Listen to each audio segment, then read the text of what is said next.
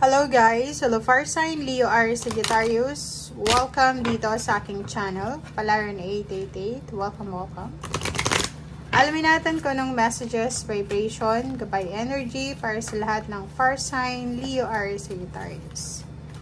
Ito ay general reading, so pwede kang makaresonate. Gamitin mo ang iyong intuition sa panonood. Fire Sign, Leo, Aries, Sagittarius. First card natin is number 3. Wow, kasal. Oh, message of concern. Bakit ganon? Fire sign, wealthy man, and male. Oh, so yun. Fire sign, Leo, Aries, Sagittarius. Nakikita ko sir dito na posibleng ikaw ay medyo may edad na. Diba? So, pwedeng ang isang barahang to, makakaresonate itong dalawa. Tatlo pala. Makaka-resonate dito yung medyo may edad na babae man or lalaki na walang relationship, 'di ba? Or looking for a relationship at the same time looking sila ng stable na job. Okay? Stable na financial source nila, income.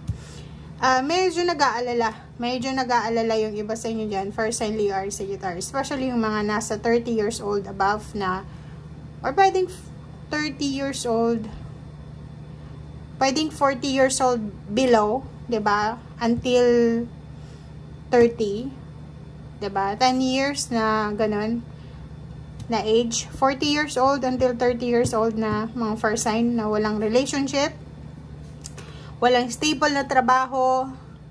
Medyo makakaramdam kayo sa araw na ito ng pressure, 'di ba? Mape-pressure kayo eh. Medyo kung makikita mo dito, for example, may kausap ka online, 'di ba? May ka-date ka online na ibang lahi or pareho din ng nationality mo pero nasa ibang bansa siya or nasa ibang lugar or nagkakilala kayo sa social media. Pwedeng makatanggap ka sa araw na ito na balita regarding sa kanya. Na like for example, inofferan kanya ng kasal or meet up or ano pa man, pero hindi siya matutuloy. So, parang ganun. Ganun yung concern mo dito sa araw na ito. Second is etong pera. Ganun din eh. Number 13 for stability. Hindi lang relationship yung medyo imbalance sa inyo ngayon, kundi yung pera. Sinasabi ng barahan na pwedeng makatanggap ka ng message of concern regarding sa money.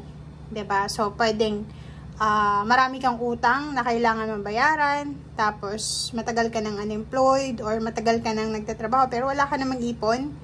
So, siguro marami kang mga kailangan i-settle, 'di ba? So, nakikita ko siya dito, yung iba naman sa inyo, kailangan kayo ng pamilya nyo. So, siguro hindi mo na kayo magtatrabaho, parang ganun. So, may mga fire sign dito na stressful yung gabi bago pumasok yung April sa kanila. So, medyo nagkakaroon sila ng mga anong tawag dito? Disappointments. May mga expectation kasi sila, lalo na sa trabaho or sa pera, source ng income, and then sa relationship na posibleng ma-disappoint sila.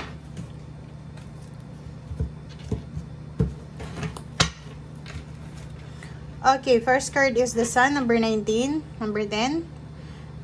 Sinasabi ng baraha na to na be positive, guys. Fire sign, Leo, Aries, Sagittarius. If ang dami mong concern, financial, emotional, yun talaga yung kailangan mo sa araw na ito is maging positibo ka.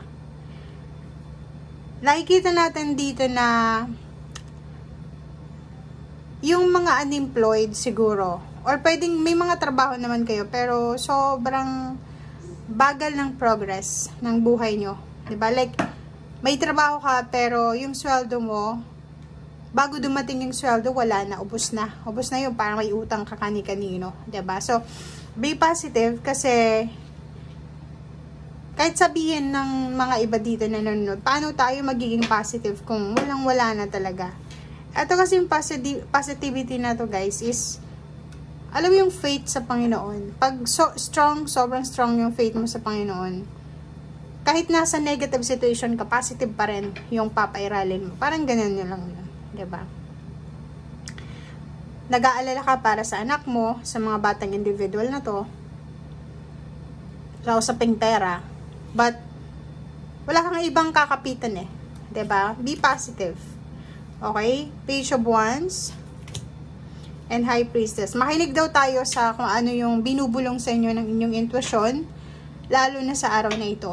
Okay? Makinig ka. Kasi kung ano yung sasabihin sa'yo ng gut feeling mo, ng intuition mo, ng instinct mo, pwede siyang makatulong sa'yo para sa future mo. Siyempre, tataas yung kilay natin eh. Kasi minsan, may mga binubulong sa atin ng ating intuition na imposibleng gawin. Na parang, imposible yon na pasukin, ganyan, ganito. But, kung makikita mo sa barahang to, kung palagi kang positibo, kahit imposible, magiging posible yan. Okay? Lagyan mo din ng 101% na focus. Yung imposible ay magiging posible. Okay? Sa atong King of Swords, sinasabi na mag-focus tayo starting today, simula ngayon, hindi lang sa ngayon na, kasi baka sabihin nyo, ngayon lang ako mag-focus. Mag-focus ka sa future mo. 'Di ba? Like, for example, sa nakaraang buwan, lalo na nakaraang taon, hindi naging maganda yung takbo ng relationship mo, family mo, and then financial. Hindi naman sa lahat ng oras, ganun ka. Kahit ngayon, na-experience mo pa rin, parang iniisip mo, nako, tumanda na lang ako, no, ganito yung sitwasyon ko, wala nang pag-asa yung future. Then, kakamali ka. Kasi may page of wands tayo dito, may 3 ditong mga ibon. Ang mga ibon na yun is mga good news na yan. So, ibig sabihin, kung panghihinaan ka ng loob sa ngayon, may parating na good news sa'yo sa mga susunod na araw. Buwan na taon. So, bakit ka gi-give up? Diba? Pag sumuko ka ngayon, dahil sa pagod ka, dahil sa feeling mo, ginawa mo na yung best mo, pero wala pa rin pangyayaring maganda, sayang yung blessing sa parating sa future mo. Diba? Tingnan mo. Pagod ka na eh. Financially, nakikita ko siya dito, physical body, nagtatrabaho ka sa gabi, sa umaga, or pwedeng yung iba sa inyo dyan, hindi makahanap-hanap ng trabaho. Pagod na kayo sa paghihintay. Naghahanap ng trabaho, pero walang nagre-reply, na i-confirm na nakapasok ka na. Maraming interviews, exam kang pinasukan, pero pagod ka na talaga. Pagod ka na sa paghihintay dito sa perang to. Okay, but yun na nga, Knight of Wands, sinasabi ng baraha dyan na manatili pa rin tayong excited, passionate, manatili pa rin tayong, napakahirap na itong sitwasyon mo kasi kung halimbawa may isang fire sign dito na involved, na nanunood, for example, 2 years, 3 years ka nang unemployed, tapos ganito yung sinasabi ng baraha, syempre tataas yung kilay mo. But sinasabi dito ng baraha na hanggat positibo ka, 'di ba? Makukuha mo ng gusto mo. 'Di ba? So tingnan mo 'to, Queen of Wands, freedom, 'di ba?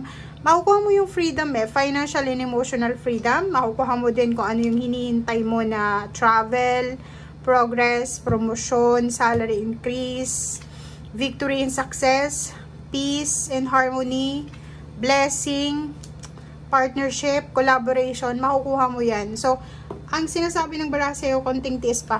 Huwag kang sumuko. Huwag mong isusuko itong nangyayari sa'yo sa ngayon. Kasi ikaw lang yung magbibigay ng lakas loob sa sarili mo. Okay? Thank you guys. Bye!